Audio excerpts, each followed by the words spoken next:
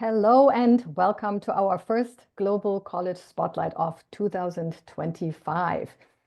Each month, we will introduce you to one of the many excellent universities from around the world where globally oriented students can study a full undergraduate degree entirely taught in English. The university we will introduce you today is Franklin University in Switzerland.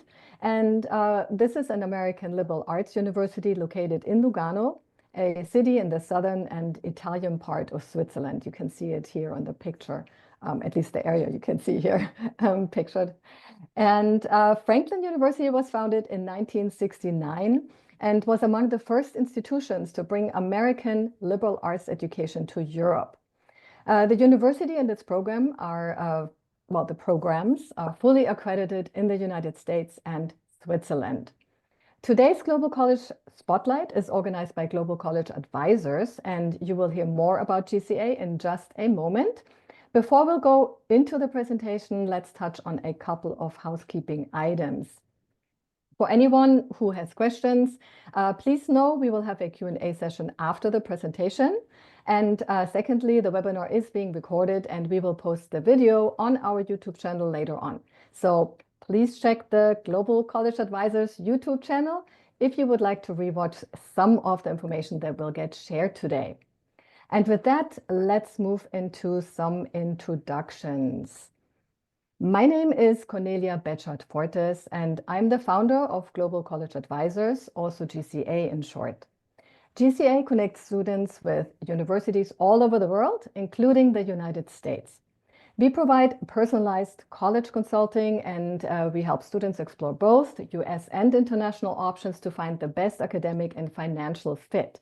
So from college research to essays and application strategy, we are here to support your students every step of the way. So today we are all here to learn more about Franklin University, Switzerland. As mentioned earlier, it's a private American liberal arts institution that has a very unique program. Part of its core curriculum is academic travel. So students will actually travel the world as they study parts of the university's curriculum. And I have to say, I can't wait to hear more about this exciting opportunity. Our guest speaker this evening is Kenley Jones, who will tell us more about Franklin University, Switzerland. He is the Assistant Director of Admissions, and he is in charge of the Western US, Canada, and Latin America, and the Caribbean. Kenley is originally from Tacoma, Washington, where he earned his master's degree in higher education and administration at Washington State University. He has worked in admissions and higher education for various universities since 2004, and he lived overseas on several occasions. So he is quite familiar with what living internationally entails. Welcome, Kenley. Thank you so much for being here with us today. I will stop sharing my screen and please go ahead and take it away from here. All right, Cornelia, thank you very much for that warm introduction.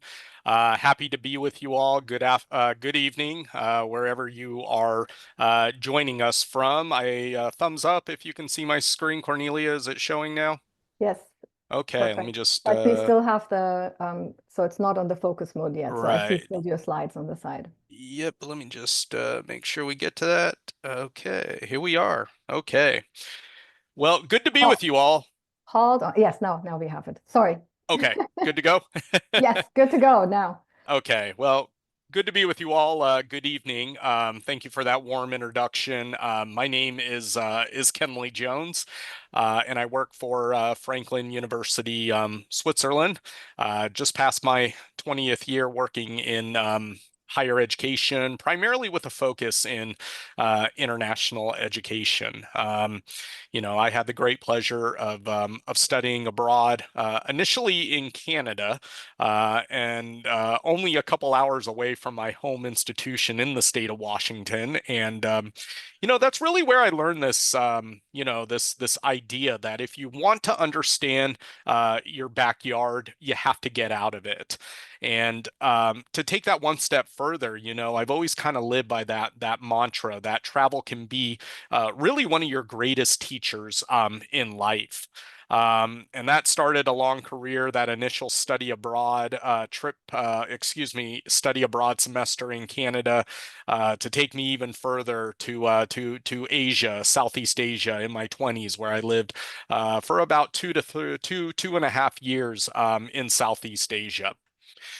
But would love to tell you a little bit more about Franklin University, Switzerland. I have the opportunity to interact with some wonderful alums from primarily currently where I live here in California. And one of the things that they tell me all the time is there isn't many weeks that go by where they do not think about their experiences and education at Franklin University, Switzerland. Whether they are a recent alum of 6 months or 20 years removed from their time at Franklin. The takeaway, it's truly a transformative experience that is truly unique in a lot of respects. And I hope that in the next, all the slides that I cover, that you can see that for yourself. It's important to mention that we are duly accredited. We are one of the only institutions in Switzerland, and certainly the first that essentially has this dual accreditation between Switzerland and the United States.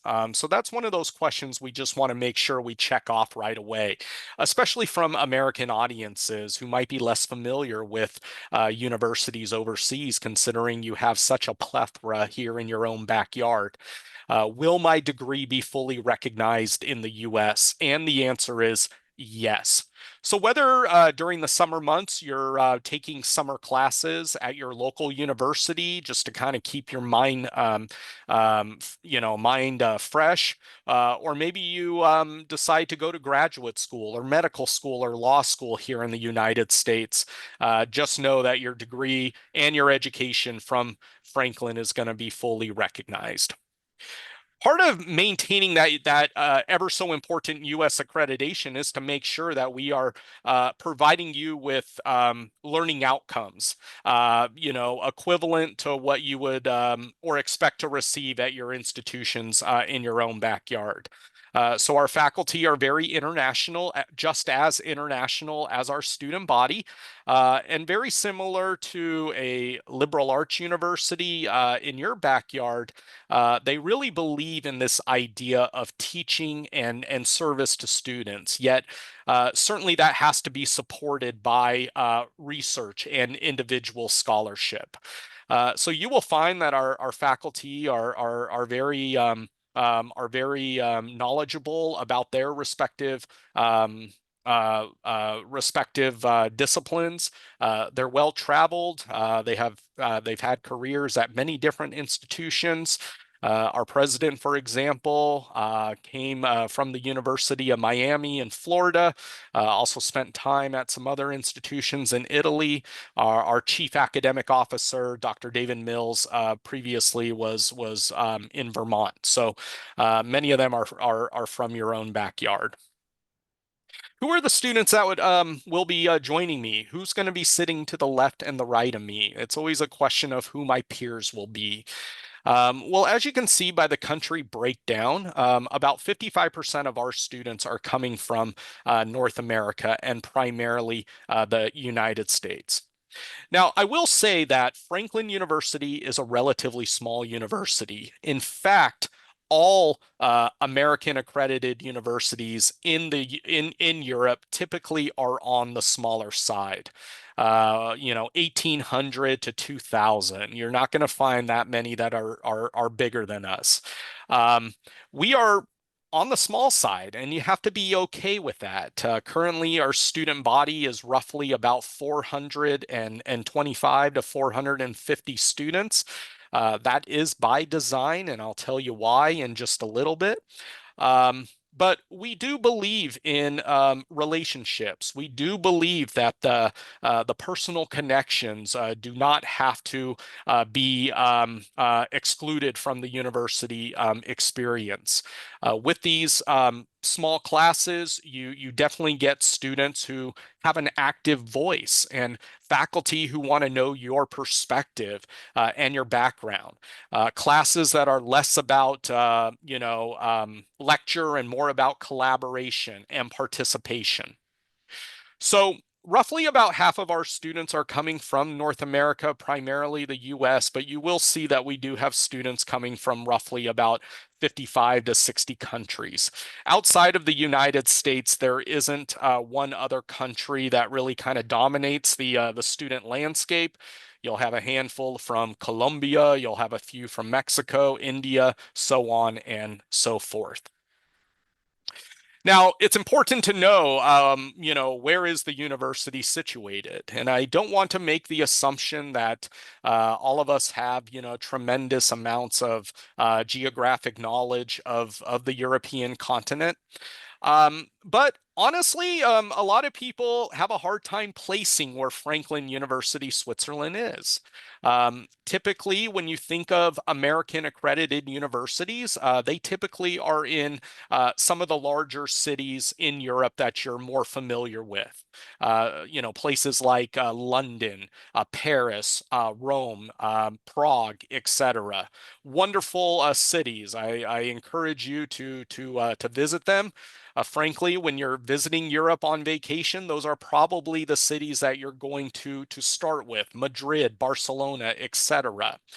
But we also think it's an advantage that we are in a smaller city. We are only in the seventh or eighth largest city in Switzerland. Zurich is is the largest city, not the capital. But we are basically located in this little part of Switzerland, right on the southern tip. That is the Italian part. Most of Switzerland is going to be French speaking to the west. So you think of places like Geneva.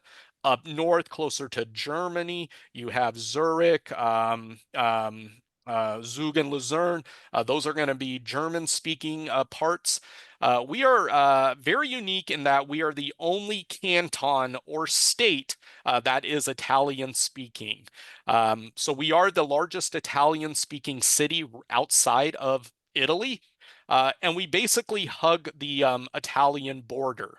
20 minutes from a world-class location like Lake Como, made famous. Well, it's always been famous, but made more famous by the visit by everyone's favorite pop star Taylor Swift. Um, and then about 20 minutes from Lake Como, about 45 minutes from Lake Como, you'll reach our closest largest city, and that would be Milano. So Milan, Italy, one of the great fashion capitals of the world.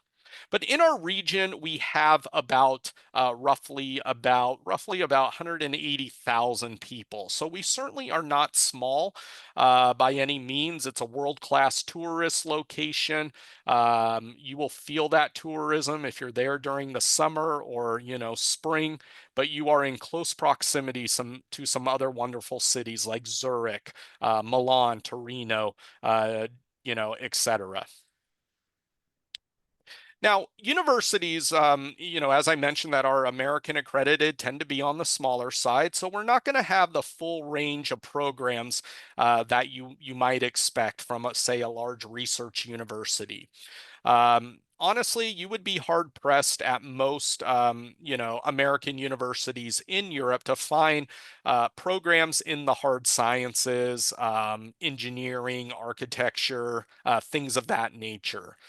Many of us tend to lean more towards, the liberal arts, the social sciences, and Franklin University, Switzerland is no different. So we do have a couple different divisions. You can see the majors and the minors represented. Think of your major as sort of your primary area of interest. It's going to make up, roughly about a third to a half of the overall classes that you're taking. Um, and then your minor kind of being like a secondary area of interest. Maybe it complements the major, or maybe it's something that you really enjoy. Um, I was a history major in college, and I decided to minor in Canadian studies. You might get a chuckle out of that, but I was always enamored with Canada. My father was living in Vancouver during my high school years, commuting back and forth from the States down, to Vancouver. And I always just kind of found it a fascinating country, and it worked really well with history. But my sister, on the other hand, she was a communications major who was a dance minor. She just enjoyed dance, and we hope that you will find your passions at Franklin. We do have a division of environment, math, psychology, and health as well. So someone who might be interested in the environment, environmental sciences, environmental studies. Being here in California with the wildfires, it's something that's drastically needed. People on the front lines who can understand why these things happen, and number two, what is society's response to them. I would say that environmental sciences, environmental studies tends to be some of our most popular majors at the university. It's no wonder that you have a beautiful backyard in Switzerland, very diverse from the Swiss Alps to, the pristineness. Lake Lugano, where we border there's an never-ending fight to how do we keep that lake clean and polluted, considering the mass amount of tourism and use of it. So I really believe that you can have a wonderful education in the environmental sciences, but also psychology, applied math, as well as our pre-med programs as well. Even though Lugano is the seventh largest city, we are actually the second or third banking capital for the country of Switzerland. You have a very unique setting, sort of straddling that border of Switzerland and Italy. So we do have the full range of programs in business and economics. If you're interested in learning more about financial markets or maybe international economics, which can be more of a social science, or something like sustainable luxury and arts management, we certainly have some programs in that. And then we move on to our communication history and politics. Our programs in IR are really fascinating, considering everyone knows Switzerland to be one of the only, if the only, truly neutral country in the world, but that's open to debate right now. Are we truly a neutral country? Those are some of the things, the issues that you get to study and hear perspectives from people who will say we are, others who will say we aren't, just because we don't participate in actual wars. Does that make us neutral? We also have programs in, political science, media studies, etc. So great programs across the board. Now, as Cornelia mentioned, we do have this very unique feature called academic travel. In fact, I believe that we are the only university that requires, and I don't like that word because, when you hear the word requires, you sometimes think of it as something that I have to do.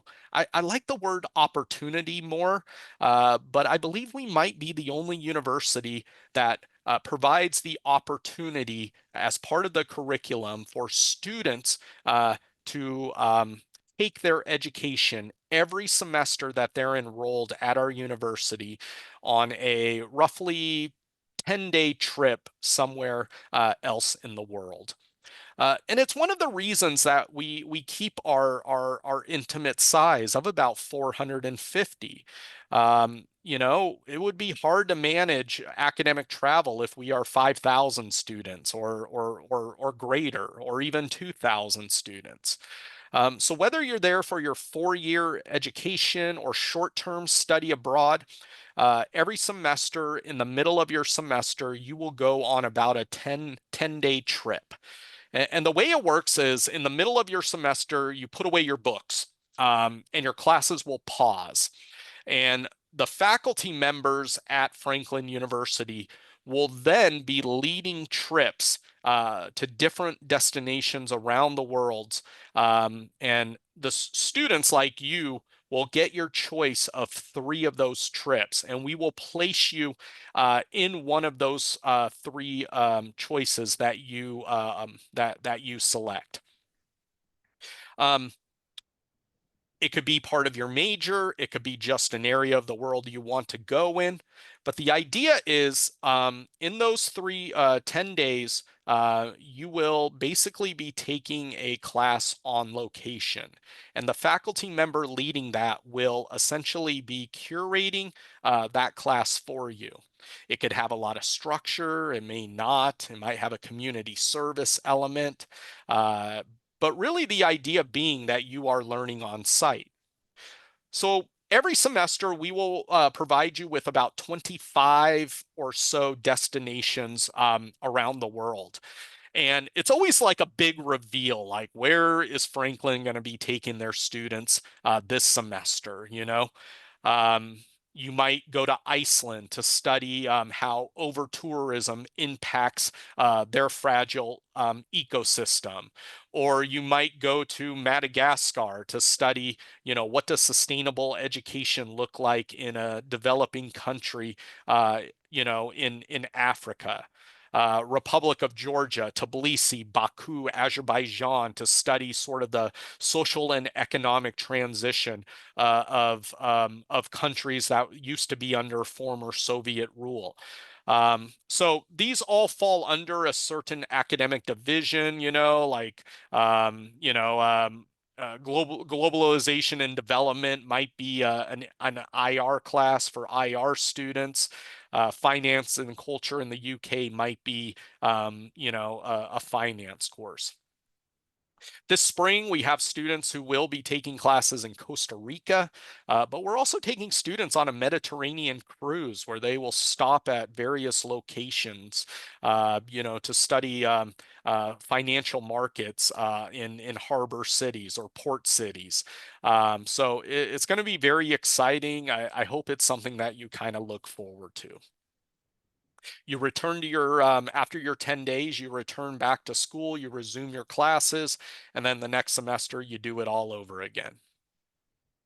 Now, let's be honest, academics are great, but I'll be honest, if you talk to your parents or if I talk to my wife about what I learned in my history 400 courses or my intro to Canadian studies courses, honestly, I don't really remember anything. But this is what I do remember about college. It's really, the things you're doing outside of the classroom. There's this idea called the theory of involvement that as you are actively engaged in positive things outside of the classroom, it will have a positive effect on your level of success and persistence inside the classroom. And we are no different. But another thing that kind of makes us truly unique in Europe is there isn't many universities in Europe that are 100% on campus in terms of on campus residents. We are probably one of the only ones in which essentially 100%, okay, granted, I think there's 7 students who are living off campus. Who are essentially we are fully a residential campus. We feel that's important, number one, because how are you going to deal with an Italian speaking landlord if you don't know the language? But considering the great distances you might be traveling, especially from the US or Canada, etc., we want to make sure that this is the least of your worries and can calm your nerves. So we have on-campus housing. You can see a photo of some of our newest residence halls. But we have a very active Office of Student Life who will provide you with many different activities for you to take part of. We are no different than a lot of small liberal arts colleges that we have clubs and organizations. We want students to feel at home, find like-minded students, develop their passions, get involved. We only have about 20, 25 clubs, but we're not opposed to you starting whatever you would like to do. For example, we do have a club for, I think it's called the Southern Hospitality Club, or their nickname is the Sweet Tea Club. So these are students who are primarily from the southern United States. Not to say if you're not from Alabama or Georgia, you can't be part of it. But certainly, there's a common interest right there. We do have some students who are more engaged in, say, political clubs or, special interest clubs. We offer the full range of things like intramural sports. We do have 2 recreation facilities on campus, so 2 gyms with workout equipment, weights. We do have a soccer field on campus, a basketball arena as well.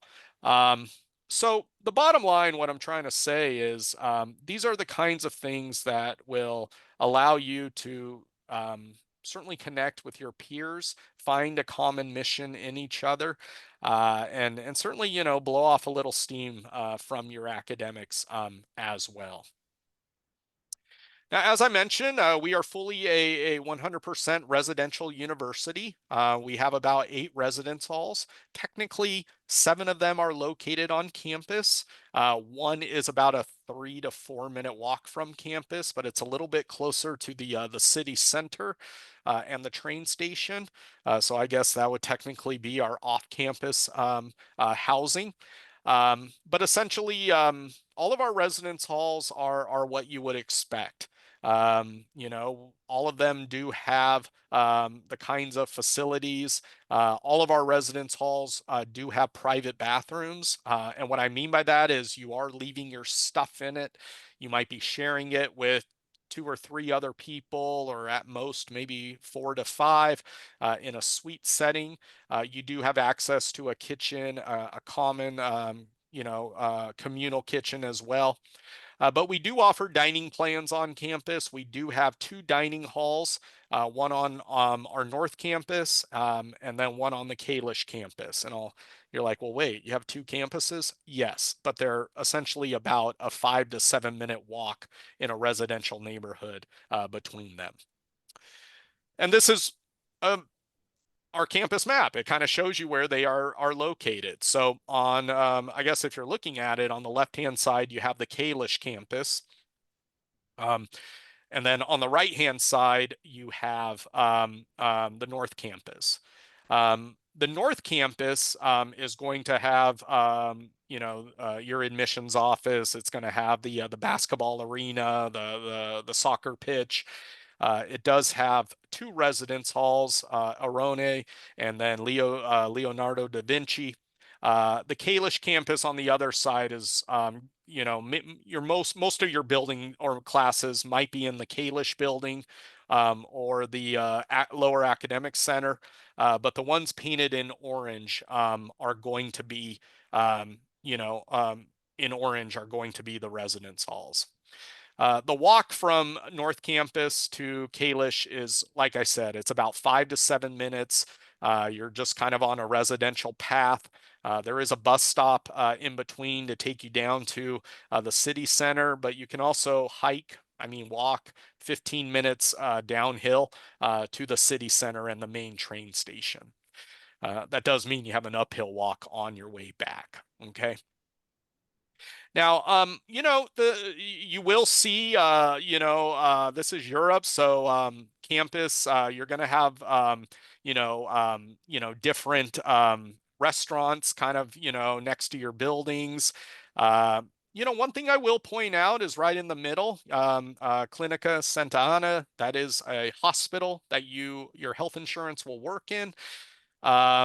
It's probably the only you're probably not used to Swiss hospitals, but believe it or not, in the gift shops, you can buy fine jewelry in them, Rolexes. I've seen it with my own eyes, and they do have a really good cafeteria for you to try as well. Our programs of study really vary.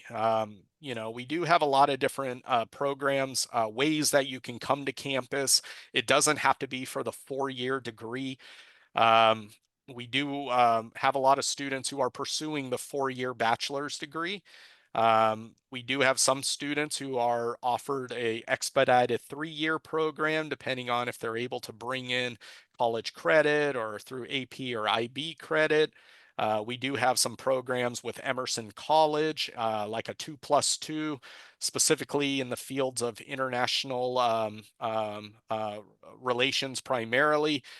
So you can do 2 years with us and then 2 years with Emerson. But even if you're not ready for the 4-year experience, I will say you got to get overseas at some point. We collaborate with hundreds of universities around the world on short-term study abroad programs. Emerson College, Tec de Monterrey, here in California, Chapman University is probably our largest participant. Wheaton College in Massachusetts. If you're studying environmental sciences, you can spend your first semester with us. So we have all these kind of unique programs, and they look a little bit different. Maybe you want to try us out, maybe through a summer program. We do offer currently one summer program in environmental sciences, climate justice, sustainability. Even if you're not necessarily interested in that material, think of the opportunity to just be on a college campus for 2 weeks to kind of get your feet wet, the lay of the land, the exposure, just to be kind of a really cool thing. So check out our programs of study, find something that interests you. But if you are interested in sort of that 4-year experience, this is what we do. Our program is going to, our application process is going to mirror a university in your own backyard. We are on the Common App. We do have our own application. Typically every year, if you apply on our own application by December 1, we will waive that application fee. But we do want to see an application, an essay, a personal statement, transcripts, one letter of recommendation. Pretty standard, okay? Some of the things that we're looking for, in addition to academic quality, of course, we do look at students who, we try to find students who gauge students who have a good head on their shoulders. Can demonstrate maturity, have an international curiosity. I didn't say you have to, have traveled to 47 countries or have, done an exchange program or model UN in, Vienna. No. Uh, Many of our students have never left the US or their home country, but they just kind of have that curiosity. I remember interviewing a student and I said, like, why Switzerland? And the thing that she came up with was the Matterhorn at Disneyland. And I go, well, what do you mean? And she goes, well, that was my favorite ride at Disneyland. And because you're stuck in such a long line, you basically just look at all the flags of all the cantons or states. And she said she goes to Disneyland so much, she pretty much had it all down. She can name, 17 of the 22 cantons or something, just by looking at their flags. Um, so, I mean, people are motivated by different things. When I think of Switzerland, I think of gummy bears. I think of, watches. You might have something very different. I've heard it been described as sort of the perfect country. Well, whatever it is, we want to hear about it. But one of the things we do look at is, can a student be that far away from home? Your parents are largely sleeping when you're awake and vice versa. Um, there's a British pub located right next to our residence hall. I hate, I'll be honest. You're of legal age. The day you step foot in Switzerland, students, um, as an 18-year-old, how are you going to deal with that for the first time in your life? I'm not condoning it. I'm not promoting it, but that's a real thing that American students who are 18 are having to experience. Language barriers, etc. Are you ready for it? I think you are.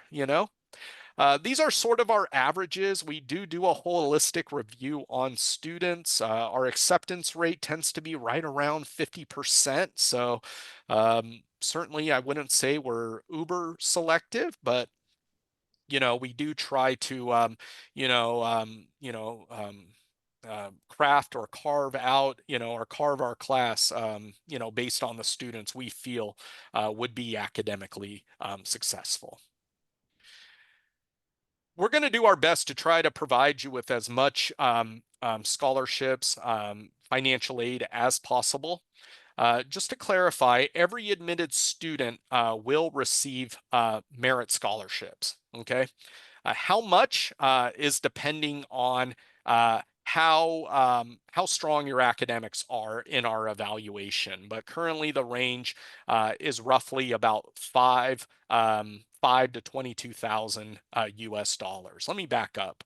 Our cost is fairly on par with what you would find with any liberal arts college, in California or Nevada, wherever, in state, out of state. Our cost is roughly about $68,000 a year. That would include your tuition, your room and board, your books and supplies, your academic travel trips twice a year, your health insurance, etc. As I mentioned, merit scholarship goes up to about $22,000. You might, in addition to that, earn a leadership scholarship or other departmental scholarships, depending on what we see in the application. If we see someone who has a lot of background in the creative arts, fulfills our international mission, we'll do our best to award you special departmental scholarships. That could be another $1,000 to $5,000. If you do hold an EU passport or UK, you will automatically receive a tuition discount equal to our top merit scholarship of $22,000. So regardless of what your academic strength is, we will automatically award you that discount, again, equivalent to the top merit aid that we currently award. You can bring in loans through the FAFSA, but unfortunately not work study or grants or work study or grants. It is possible to have an internship in Switzerland. The language helps. Working is a little bit difficult. I'll just say it's not impossible. But we do have what we call odd jobs lists. So we do work under the table with a lot of people in the community who have babysitting or want to learn English. Every day, if you go to that odd jobs list, there might be about 30 to 40 postings by people who love our students and want to help them out as much as possible. I would say on average, our cost is going to, for a US citizen, is probably going to be in the low 40s on average. Some students are paying more than that, some are paying less than that. Now, one of the things I will say though is Switzerland is a high city or a high country. There's money and then there's Swiss money from what I hear. I guess those are two different things. But you know what? I'm not going to let that, I'm not going to, let that perception just run wild. I kid you not. Just the other day, I bought 6 chicken strips from KFC. I never go there, and a large drink, and it cost me $18.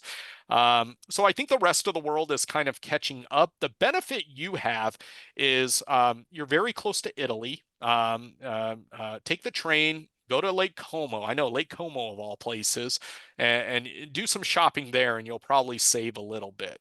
But it's really kind of how you look at this. I had a parent from San Francisco bring up a really good point. Her daughter ended up choosing us over a school down in San Diego. And she goes, I didn't have to get my daughter a car or pay for insurance or gas. 2 flights home actually were about the same cost. So you can look at it many different ways, and you'll actually find that we can be an affordable option in comparison to some other places that you might be looking at. What I will say is you got to go down that journey with us to find out at the end of the day what you might be eligible for. It's not enough just to say, hey, Kenley, I'm thinking of applying. What's it going to cost? I don't know. I can only give you sort of the sticker price, the averages. You're going to fall somewhere in the middle, maybe better than the middle, but you got to go down that process and that trail with us to figure that out. Finally, I'll just, as I kind of wrap up, our career readiness services are here to help you. We really want you to start thinking about what it means to be an alum of Franklin from day one. Not that we're trying to get you out as quick as possible, but we really want your education to grow in value, like an investment with time. We want it to mature. And we feel through our career readiness services and programs, we certainly can do that. So during year one at Franklin, you will have the opportunity to join this. It's not that you can't take advantage of some of these services if you're not part of the program. Certainly you can. We have 2 individuals who are focused on this at the university, but certainly the program will take you through these variety of services, discoveries, identifications, workshops, mentoring, etc., to make sure that you are that you are a successful alum. These are the outcomes. We're a liberal arts college, but it's amazing that almost 20% of our students are working in technology, for example. It's very diverse. It's pretty balanced. We have students who are working in the NGOs. Many students go on to graduate schools. They find employment here in Europe, or they, choose to go back to the U.S. or their home country. There certainly are a lot of ways that you can utilize your Franklin education. Liberal arts, I think, are often, there's a lot of, negativity around them. I have a liberal arts degree, but I work in higher education. My wife has a liberal arts degree, but she works in the corporate world. So I like to say that, liberal arts provide you with both breadth and depth. The breadth is making sure that you get something that's well-rounded, that allows you to be versatile and to pivot. The depth allows you to be marketable in that field of study that you have selected.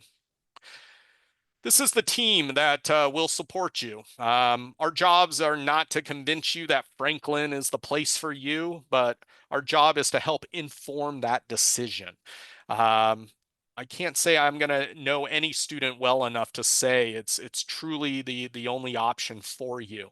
The reality is there's a lot of great options for you, but it really has to work, I had a student about 2 years ago say, you know what, I love Franklin, but I'm going to go somewhere else because the financial aid package just is better. And you know what? I don't know why I said this, but you know what? I don't even think I was my wife's first choice. And guess what? She's stuck with me. We're married. She's getting a trip to Cabo this spring. My point being that even if you end up going to your second choice, or you're going to be fine. You picked it for a reason. You applied to it for a reason. So this is the team that will support you. The ones on top live in Lugano. The ones on the bottom live in the U.S. from South Carolina to New York, California, and Salt Lake City. Between us, I think we all have about, 12 languages. So whether it's Cebuano or Spanish or Italian, we can help you. So with that, I appreciate you sticking around, showing your interest, demonstrating your interest. I hope that was a little snapshot about what Franklin can be for you. So I'll turn it back over to Cornelia. So here is our last slide with our contact information, and let's see if we have some questions here in the chat. I saw one earlier. Let me see, where is it? I think that was also the question that was sent to us previously via the registration. It's a more specific question, how difficult is it basically to transfer from another university to Franklin? And and that's the second question, can a student transfer to Franklin University from IE University, for example, for junior and senior year, or do you only take freshmen? Yeah. It happens all the time.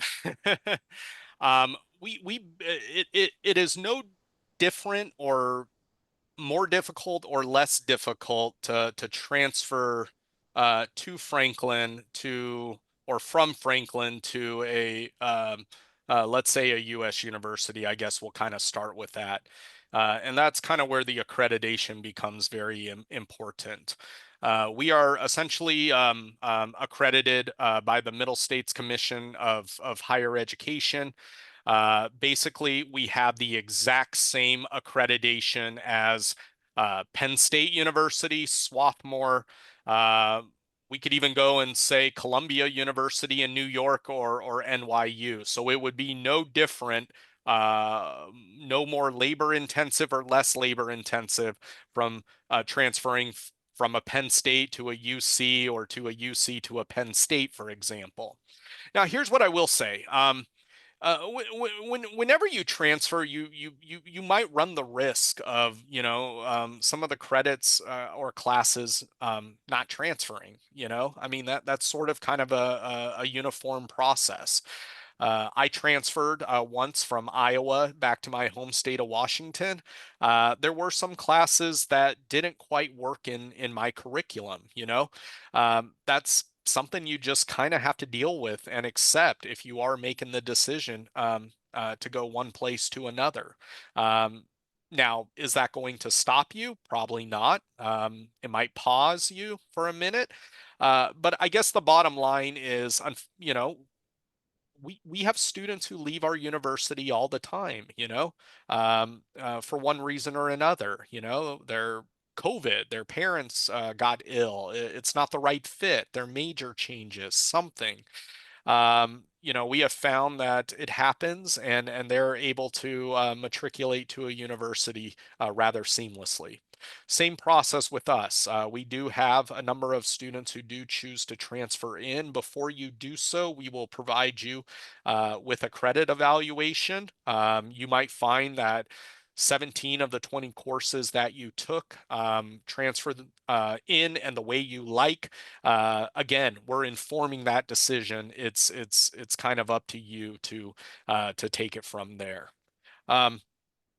In terms of maybe going to another like another university in the world, yeah, I mean, again, there's always going to be some nuances and some challenges with that, but I don't think it's necessarily a Franklin University Switzerland issue per se. I just think it's just kind of part of what happens when you are transferring from one institution to another. So. Then we have another question here, and it says, can a 17-year-old student be a freshman? So can someone who is 17-year-old and will not turn 18 until the December of that year, already studying at a university, is that okay for them to apply, or will you not take them with We 17 would, years old? and what it comes down to is just paperwork. So if a 17-year-old enrolls at Franklin University, Switzerland, there are a couple additional paperwork related steps that they will have to fulfill. One of that is an apostille notarized document. So long story short, a 17-year-old can be a enrolling student at Franklin.